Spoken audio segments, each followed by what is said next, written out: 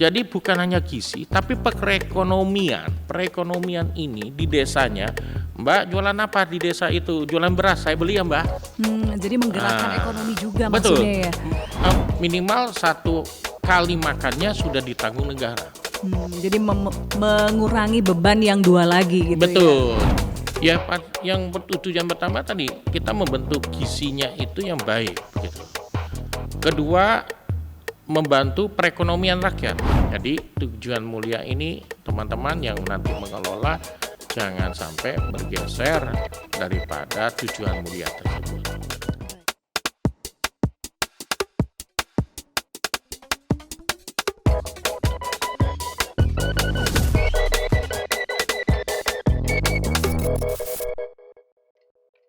Halo sedulur Kompas TV, senang banget kali ini kita bergabung lagi di podcast Saja Sapa Jatim bersama saya Virgianti Kusuma. Kita akan bahas mengenai hal-hal terkini di seputar Jawa Timur dan seperti biasanya saya sudah kedatangan tamu istimewa.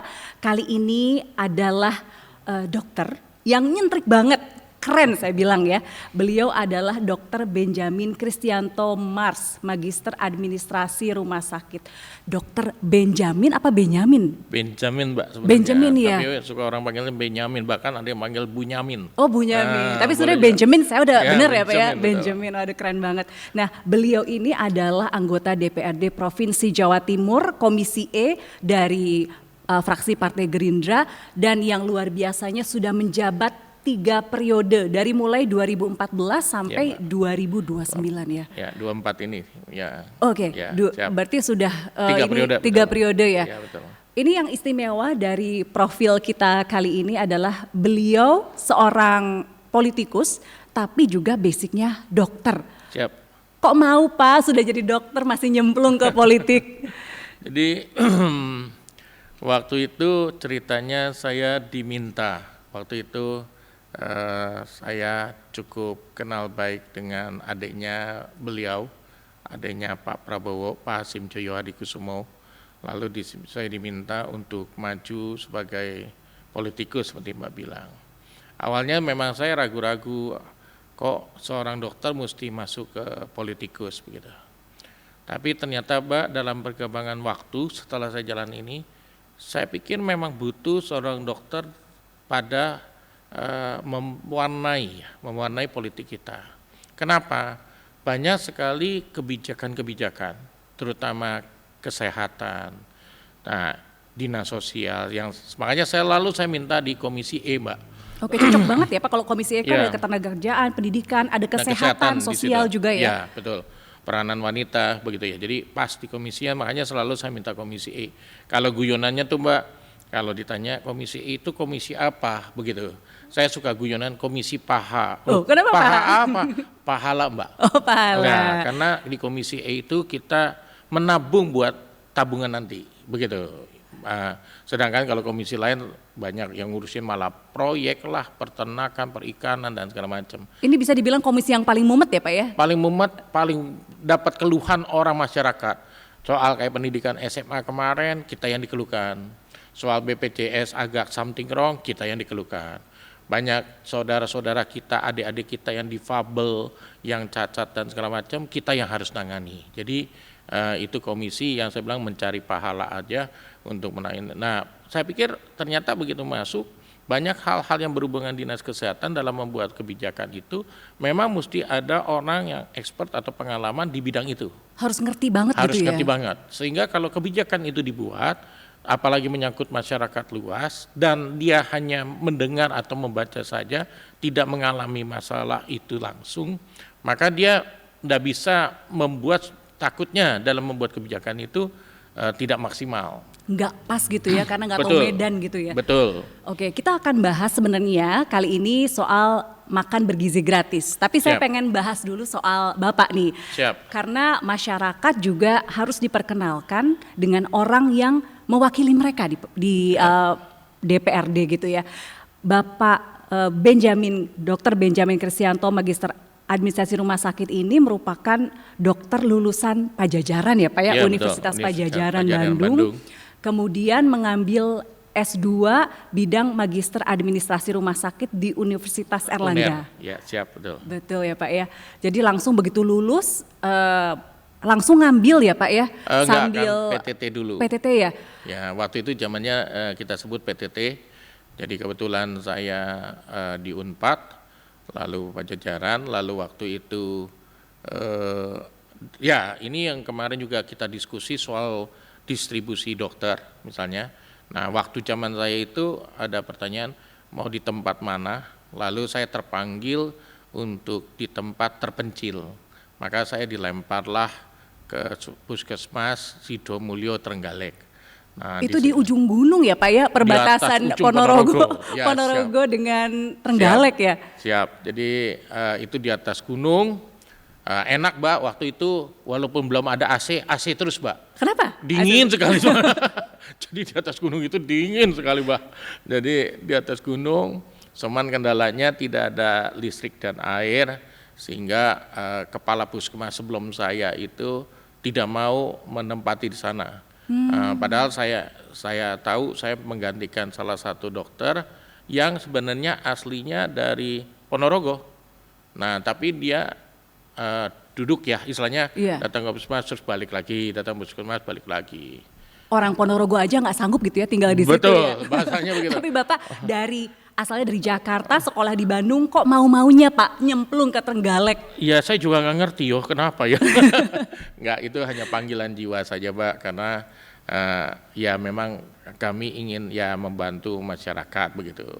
Dan itu yang tadi saya cerita bahwa pada saat saya datang, karena kepala puskesmasnya tidak pernah tempati rumah dinas, itu akibatnya banyak masyarakat yang membutuhkan penanganan medis atau dokter.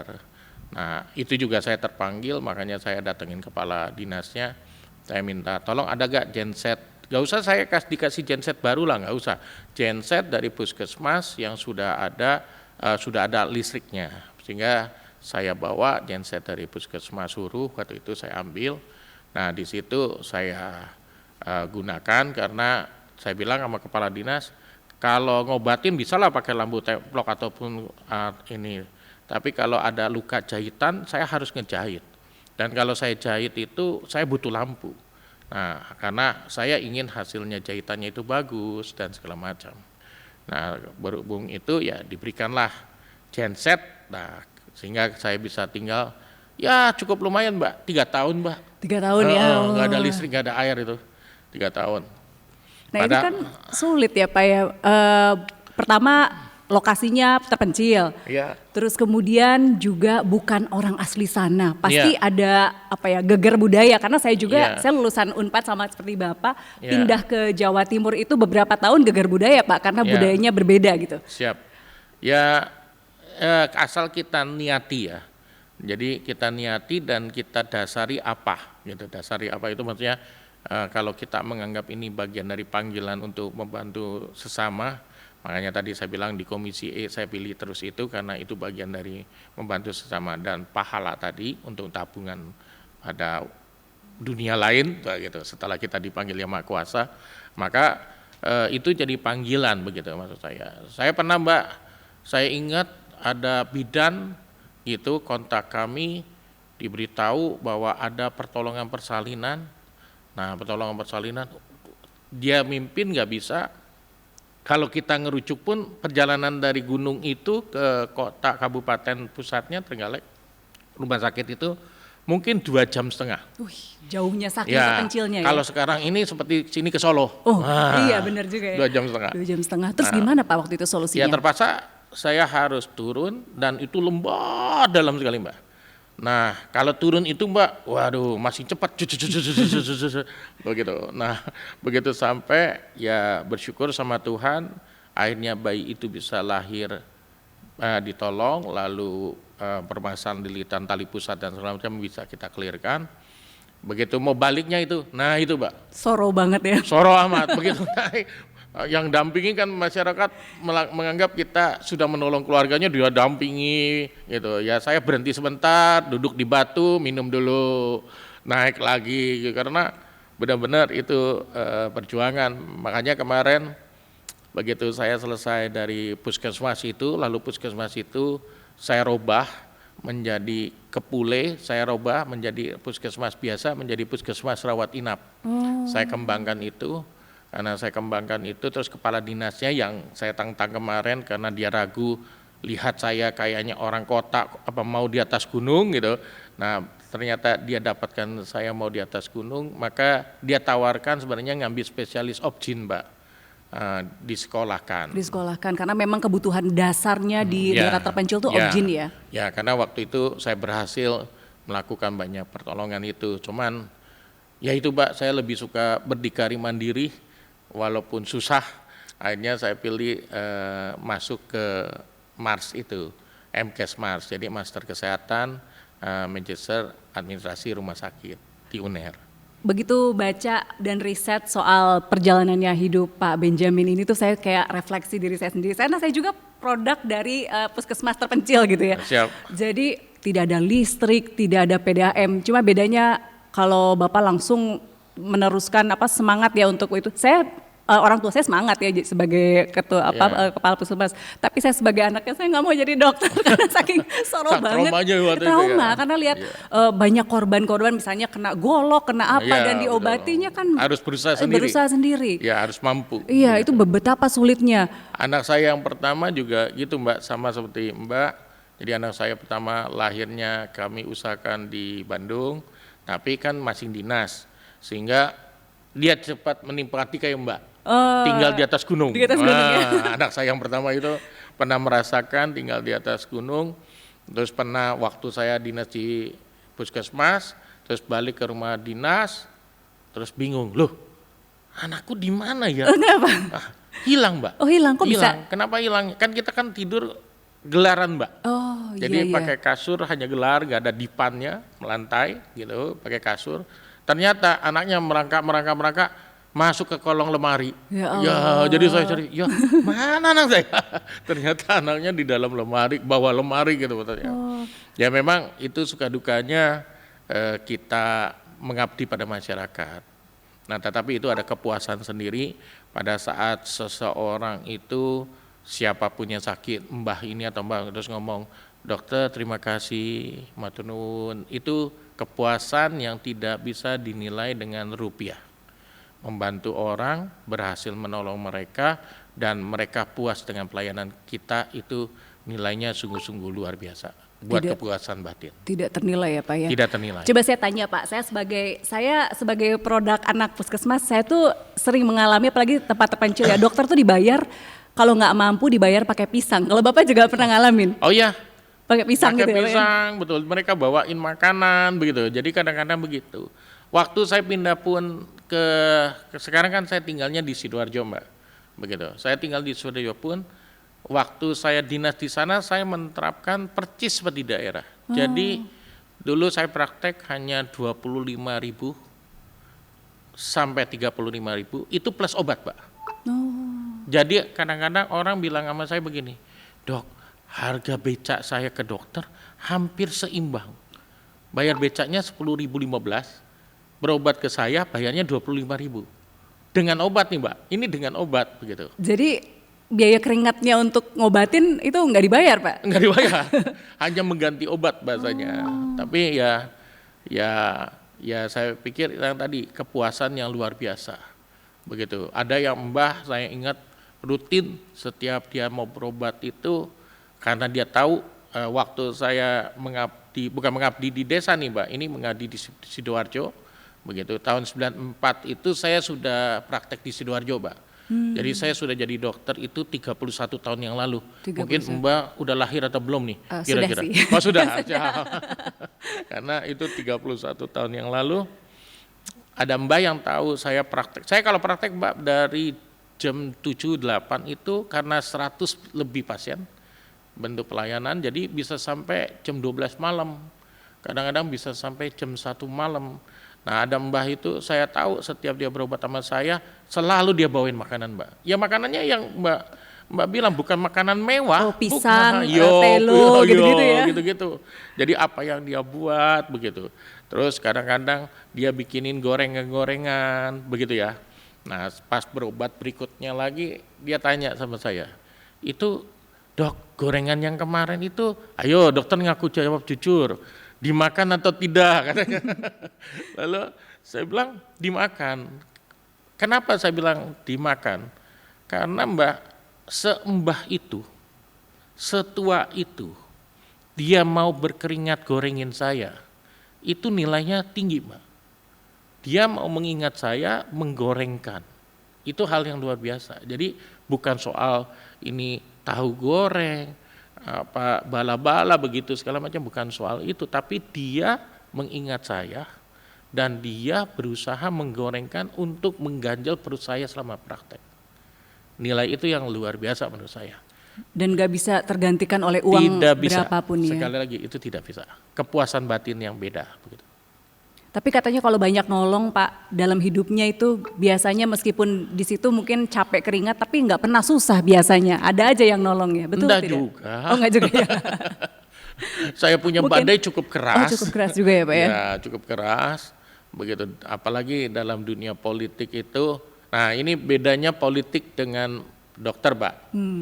Apa tuh? Kalau dokter itu Mbak berobat ke saya akan berusaha memberikan terbaik.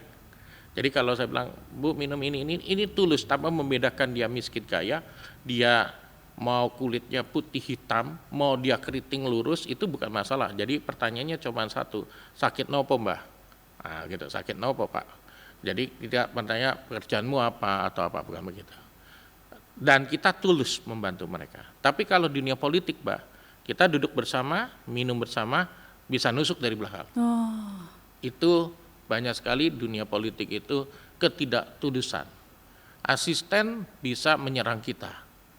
Dulu saya pernah ada kasus yang nomor urut 3 saya, gitu. Jadi saya nomor urut 1, nomor urut 2 COVID kena dia meninggal. Nah nomor urut 3 ini mau mem-PAW saya. oh. Keluarlah Istilahnya segala mendepak jurus. gitu ya Iya. dengan pergantian antar waktu. Iya, keluarlah segala jurus silatnya. Begitu. Tapi saya bersyukur sama Tuhan, saya bersyukur sama Allah. Yang betul yang Mbak bilang. Jadi kalau masalah sih bukan tidak ada, masalah saya segede gunung. Tetapi karena kita tujuannya tulus, banyak orang yang membentengi kita. Yang membentengi kita yang mungkin digerakkan oleh Yang Maha Kuasa sehingga melindungi kita dari rencana-rencana jahat banyak orang. Tekanannya kan begitu sulit di politik itu Pak, dibanding Bapak misalnya sekarang kan jadi pengusaha juga, jadi dokter juga, masih praktek ya dok ya? Masih Masih, ya untuk iya. melayanin itu. Sekarang kalau udah jadi dewan gini kan mesti sombong sedikit, Mbak. Jadi tarif saya mesti mahal, Mbak. Oh agak mahal ya, Ya. sekarang ya, udah nggak bisa Jadi 25.000, 35.000 nggak bisa, ya? Mbak. Jadi sekarang itu 40-50 ribu, Mbak. Oh naik 10.000 lumayan. Ya, saya ngomong gini guyonan, Mbak. Artinya sampai sekarang tuh mungkin kalau boleh saya bilang dokter yang masih murah, bahasanya ya saya masih pakai tarif 40.000 saja, 50.000 saja. Sekarang karena yang tadi hanya ingin membantu mereka gitu. Nah sekarang pemerintah itu punya niatan baik ya Pak. Ya. Niatan baik terutama dari Presiden Prabowo untuk menciptakan generasi emas. Ya. Dan salah satu yang paling krusial adalah pemenuhan gizi. Itu kan pasti Bapak sering selama di Puskesmas sering sekali melihat bahwa Ya. memang kondisi gizi anak-anak di Indonesia itu kan kurang ya, Ya. terutama kebutuhan proteinnya. Tapi kalau di lapangan sebenarnya gimana sih Pak program makan bergizi gratis yang didengungkan oleh pemerintah? Ya, jadi sebenarnya begini Mbak, saya kan kebetulan dari Partai Gerindra. Kebetulan saya ketua Kesira Jawa Timur. Kesira itu apa? Kesehatan Indonesia Raya. Suatu badan sayap yang dibentuk oleh Gerindra untuk kesehatan. Program kita itu banyak yang berjalan luar biasa itu, satu ambulan gratis. Sebelum partai-partai lain, ya partai-partai lain itu menggunakan ambulan, Partai Gerindra ini idenya itu dari kami Pak, untuk ambulan-ambulan gratis. Jadi sudah langsung melaksanakan itu ya? Iya, jadi itu sudah digaungkan. Lalu melihat berhasilnya program ini, maka partai-partai lain ikut meniru, membuat ambulan gratis. Nah kedua sebenarnya ada namanya Mbak revolusi putih di istilah kami. Apa itu revolusi putih? Itu adalah pemberian susu kepada anak-anak. Nah, kenapa pimpinan kami beliau yang presiden sekarang, Pak Prabowo.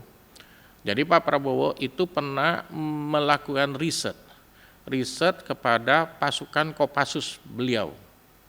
Waktu beliau masih kepala daripada Kopassus. Jadi tentara-tentara itu dengan uang pribadi beliau, dia belikan susu-susu sebagai tambahan. Sebenarnya di ilmu kesehatan itu sudah ada sejak dulu, yaitu yang istilahnya 4 sehat 5 sempurna. Jadi makanan itu 4 sehat, karbohidrat, protein, terus mineral dan sayur-sayuran, buah-buahan begitu. Ditambah sempurnanya itu adalah susu. Nah, maka beliau mencoba dengan memberikan susu kepada pasukan khusus beliau itu. Ternyata hasilnya itu mereka lebih semangat berlatihan ke medan tempur waktu Bapak maju begitu ya waktu itu. Nah, itu menunjukkan adanya signifikan pengaruh daripada gizi terhadap kinerja. Padahal itu udah dewasa ya, bukan anak-anak ya. Ya, itulah sebabnya maka masuklah dalam satu program kami.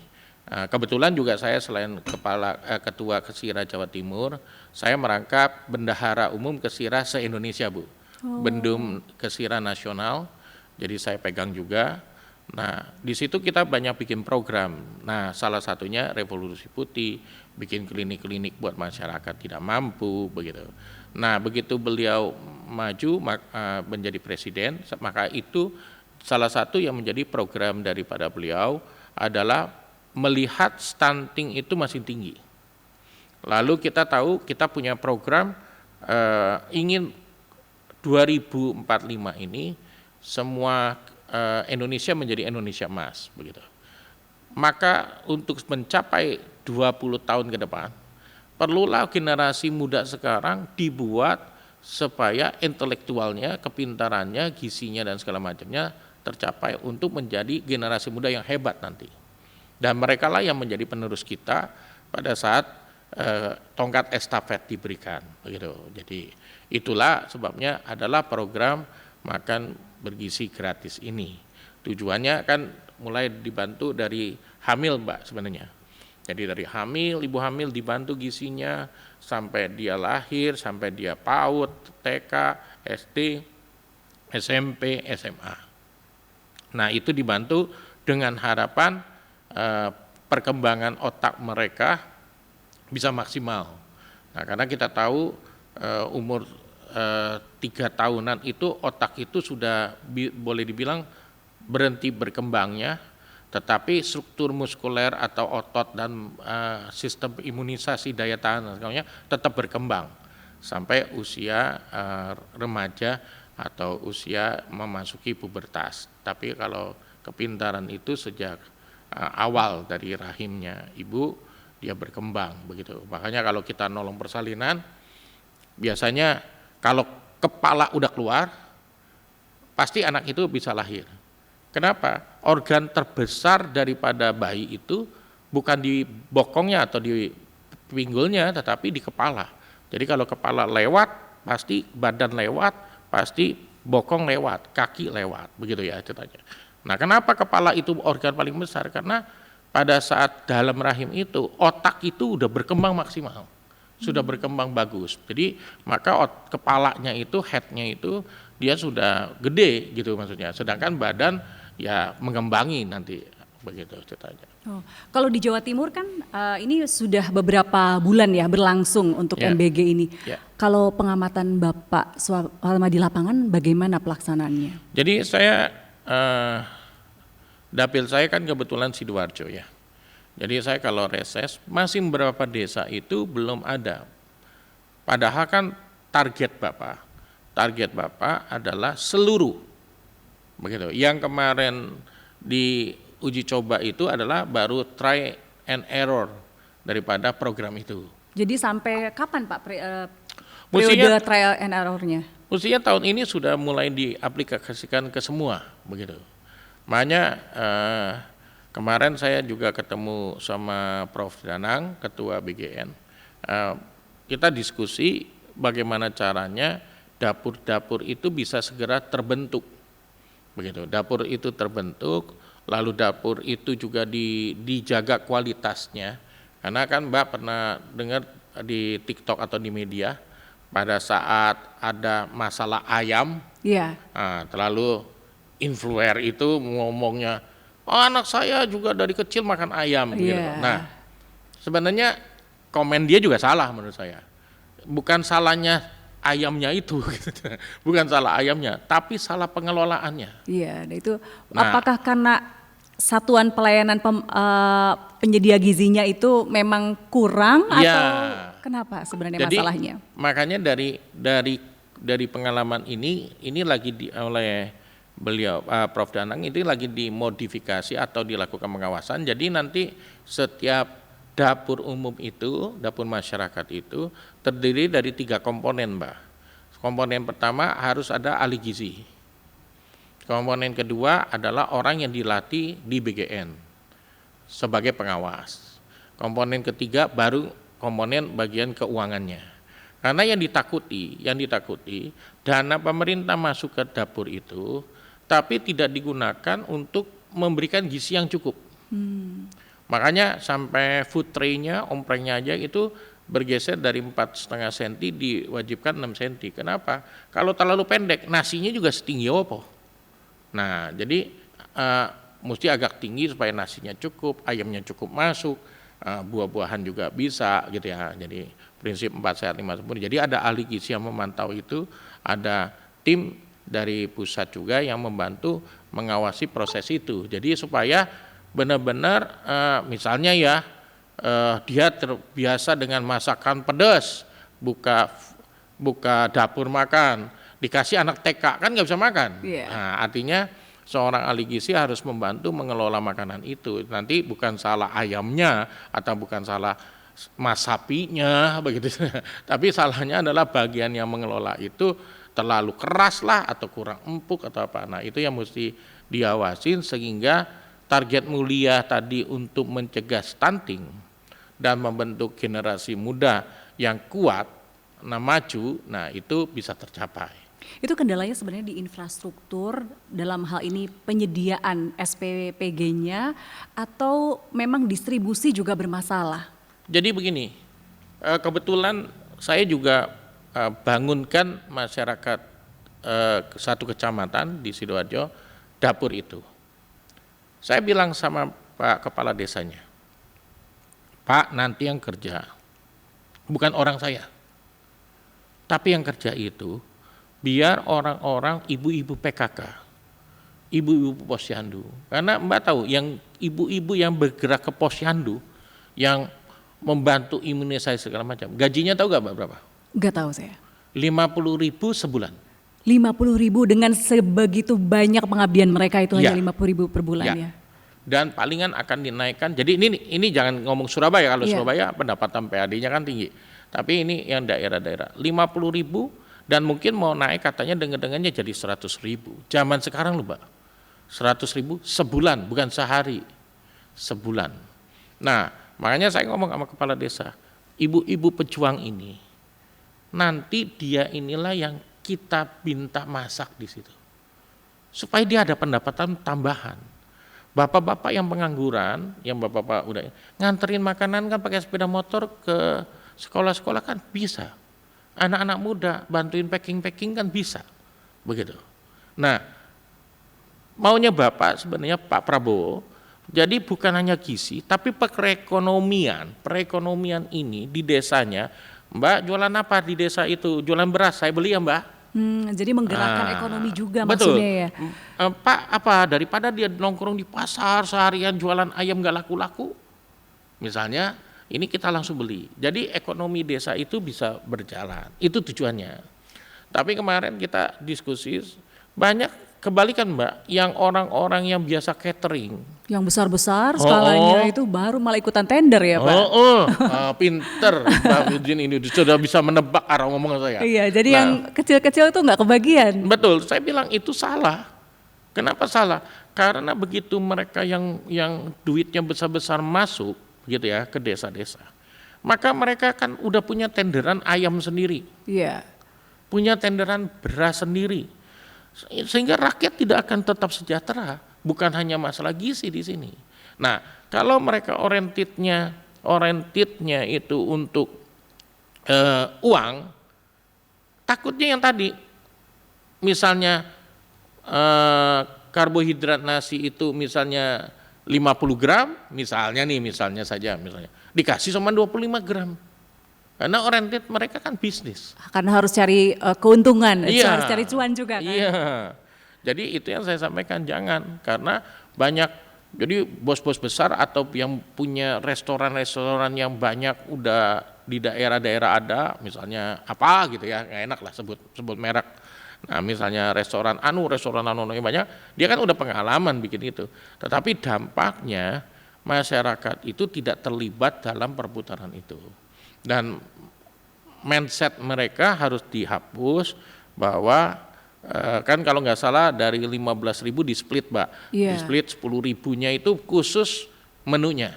Oh. 3.000 itu operasional itu maksudnya listrik, Pengantaran dan tanah, sebagainya, ya. gaji-gaji orang itu 3.000. 2.000 itu untuk kalau dia ada waktu bangun ada dana, dia itu mengembalikan pinjaman dana itu. Jadi 10.000 minimal ini harus benar-benar bentuknya itu. Kalau ternyata dari 10.000-nya juga harus lewat, diambil dari 3.000 operasional itu. Sehingga gizinya benar-benar sesuai dengan yang diharapkan. Nah, apa mungkin selama ini yang ngambil tender perusahaan besar-besar, catering besar-besar, karena memang kemarin-kemarin kan sempat ada permasalahan tunggakan tagihan untuk MBG ini. Apakah karena mereka partai besar sehingga mereka mampu misalnya menalangi untuk beberapa bulan atau beberapa hari? Kalau masuk tema itu, kami juga tidak tahu pasti.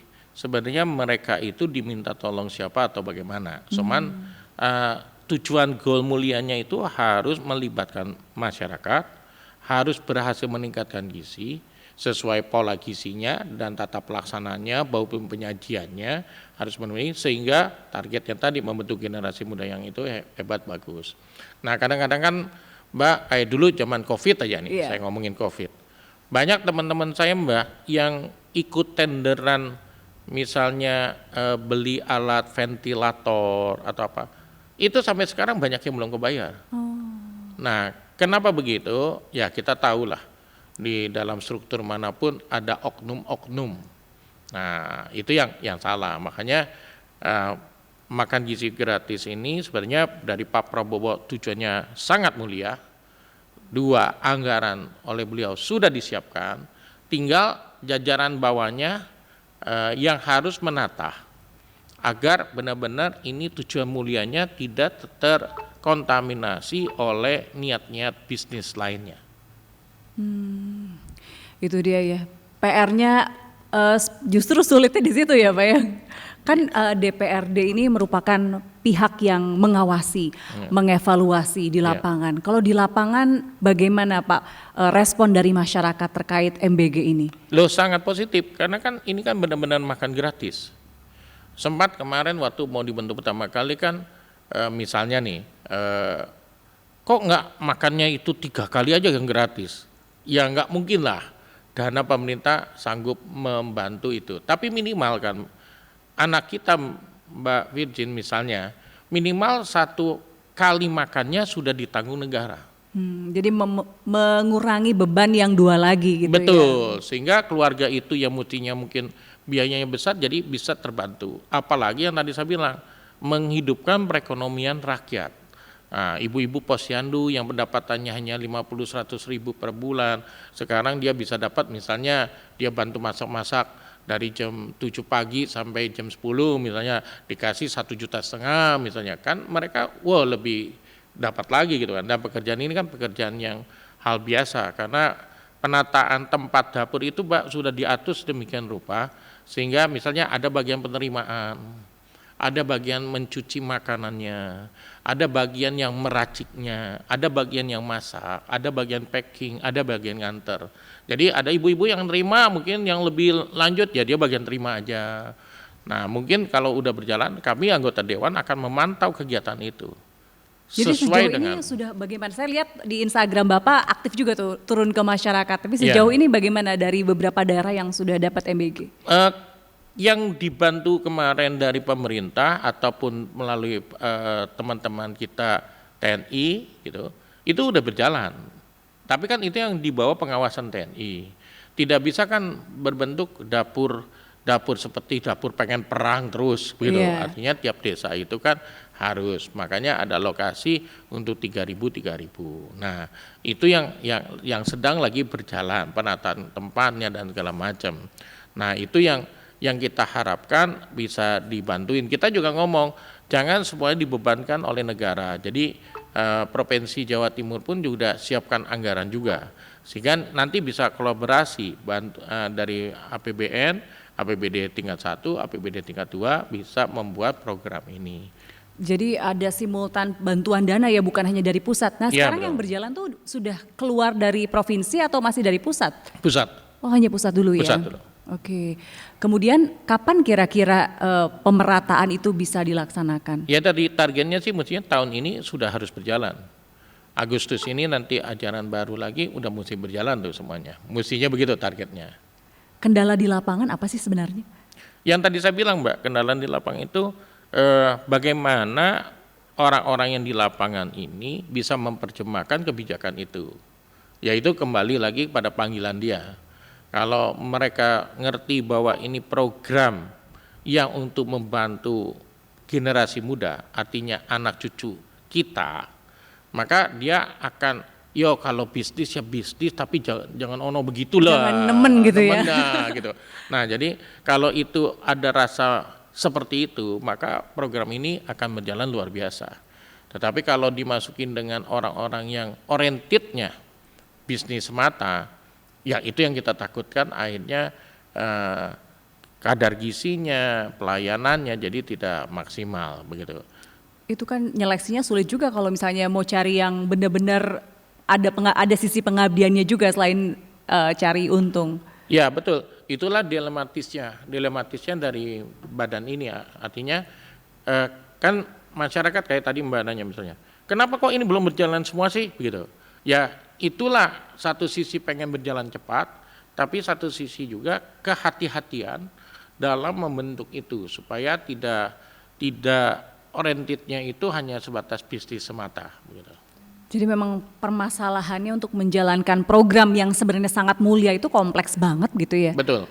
Semua program itu menurut saya bukan hanya ini aja, semua program itu juga ada masalah kompleksnya gitu.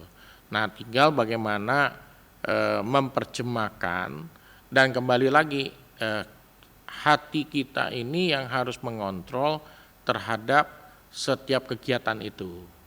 Nah, janganlah kita berorientasi sebatas pada uang saja, tetapi kita harus pikirkan juga tujuan Pak Prabowo bikin ini adalah membentuk benar-benar masyarakat yang sehat, generasi muda yang kuat, yang bisa bersaing dengan luar negeri begitu.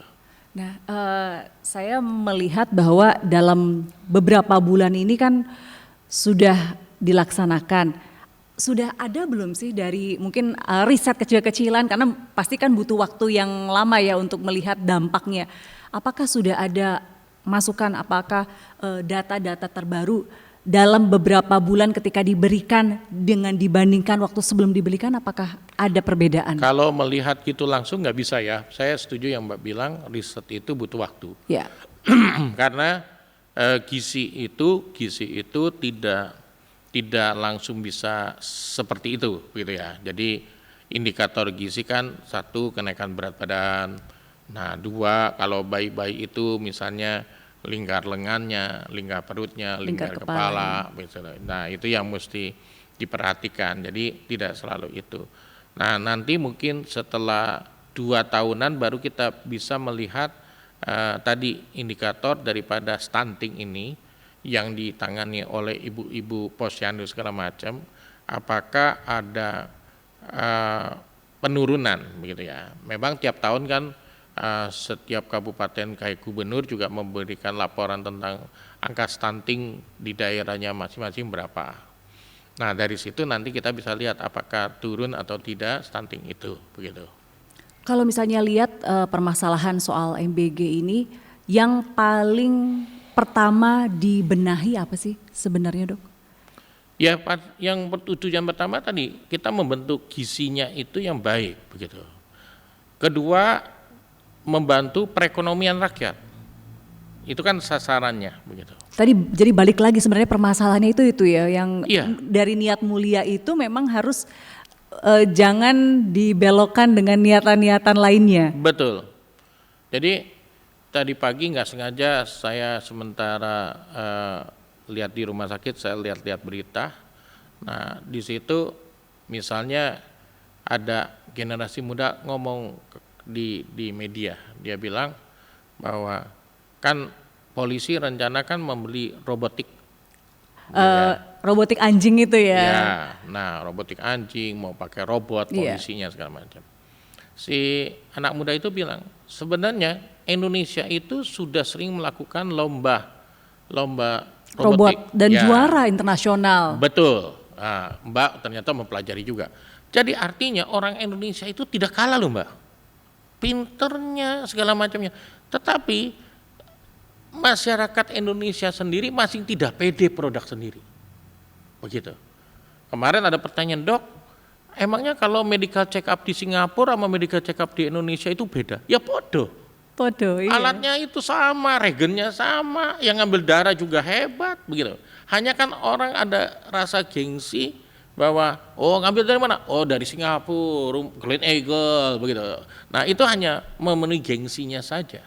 Saya beli baju kaos olahraga di mana itu di Inggris ya waktu itu, salah satu sepak bola sebut aja X begitu. Nah ternyata begitu saya beli belakangnya Made in Indonesia. Itu buat Indonesia, jangan-jangan buatan Bandung biasanya kalau Iya teksnya. betul. Jadi luar negeri aja ngambilnya dari kita. Tapi kita suruh pakai baju dalam negeri kita, nggak mau Mbak. Gengsi, begitu. Kalau pakai baju yang luar negeri kan gaya, ini gitu, Gucci ini, gitu kan gitu. Padahal di sana buat sana. Jadi kembali sebenarnya semua program pemerintah itu didasari pada niat baik. Kalau makan gizi yang kita diskusikan ini pasti untuk membentuk generasi kita muda yang hebat. Tetapi saya kasih catatan sedikit, pemerintah juga harus mempercayai generasi muda kita. Artinya perdayakan mereka, karena mereka jago-jago hebat, seperti tadi kita contohkan robot tadi. Berikan kesempatan mereka menunjukkan kualitas mereka. Sementara ini kita harus bentuk gizi yang baik. Nah nomor 2 adalah Badan Gizi Nasional ini, BGN ini harus menjaga agar tujuan mulia ini tidak bergeser. Artinya di tempat lokasi itu benar-benar mereka untuk membantu masyarakat, menghidupkan masyarakat, yang kerja masyarakat itu juga, yang dibeli dari situ juga. Jangan masuk tetap konglomerat yang orientasinya buat bisnis dia, pegawai dia, orang dia, semua orang dia. Nah, itu yang jadi niat tadi yang buat mencegah stunting atau gizi, dan 2 membantu perekonomian rakyat, akhirnya tidak bisa tercapai dengan itu. Nah oleh karena itu perlu kedewasaan dari semua komponen ya. Jadi kami di Dewan akan bantu begitu ini jalan benar, akan kami bantu pengawasan terhadap pelaksanaan itu agar sesuai dengan itu. Nah, membantu sebagai pihak eksternal untuk controlling terhadap hal itu. Nah himbauan sih teman-teman yang bergerak dalam makan gizi gratis, tolong kalian fokus bahwa ini bagian tujuan mulia membantu generasi kita, artinya anak kita, cucu kita. Jadi tujuan mulia ini teman-teman yang nanti mengelola jangan sampai bergeser daripada tujuan mulia tersebut. Baik, terakhir saya ingin tanya, apa yang ingin disampaikan ke masyarakat, terutama masyarakat Jawa Timur, terkait kinerja Komisi E DPRD Jawa Timur soal makanan bergizi gratis ini? Ya, kami dari Komisi E ini kan tadi disampaikan Mbak bahwa kami mengelola yang berhubungan dengan kesehatan, dengan sosial, dengan pemuda olahraga, dan dengan juga peranan wanita. Kalau 4 hal ini digabung dari kesehatan, maka makanan gizi ini kami akan pantau apakah tujuannya untuk membentuk generasi yang sehat dan kuat bisa tercapai. Nah, dalam hal pemuda olahraga, kami ingin membentuk pemuda olahraga yang hebat. Dalam sosial, kami ingin mencegah tidak mampuan memberikan makanan pada anak-anak. Dalam peranan wanita, kami ingin agar ibu-ibu tadi yang tadi cerita pendapatannya hanya sekian, dia bisa membantu program ini dan bisa membantu pendapatan keluarga. Sehingga itu bisa berjalan baik. Jadi masyarakat Jawa Timur kalau ada masalah soal makan gizi gratis bisa menyampaikan pada kami sebagai perwakilan kalian agar kami bisa mensidak atau melihat lokasi-lokasi yang tidak sesuai. Begitu. Oke, apalagi sekarang mudah ya, kalau misalnya mau menghubungi Dr. Benjamin itu bisa melalui media sosialnya, Instagramnya apa Dok? IG saya, TikTok saya itu Benjamin Legislator Rakyat. Bisa langsung DM ya kalau Bisa, ada masalah DM, ya? Siap, Benjamin Legislator Rakyat. Ya. Jadi kalau sekarang bisa sedekat itu sama wakil rakyat, kita juga bisa menghubungi langsung dan juga memberikan masukan langsung tentang kondisi di lapangan gitu ya. Baik, terakhir untuk penutup apa yang ingin disampaikan ke masyarakat? Yang tadi yang saya sampaikan, jadi bahwa kami akan bantu program ini sebagai pengelola Badan Gizi Nasional, fokuslah bahwa tujuan dari Pak Prabowo ini baik, jangan kalian lewat dari rel itu, begitu. Kepada yang mengelola, bagian dari bisnisnya itu dikecilkan dikit, tapi ambillah niat untuk menolong sesamanya itu dibesarkan, sehingga walaupun kalian hanya untung Rp500 atau apa, bukan suatu masalah untuk mereka menghidupkan tadi gizi masyarakat yang baik. Oke, mudah-mudahan nanti tujuan-tujuannya tadi yang betul-betul disampaikan tadi jadi catatan ya, bahwa jangan ngambil cuannya banyak-banyak gitu. Siap.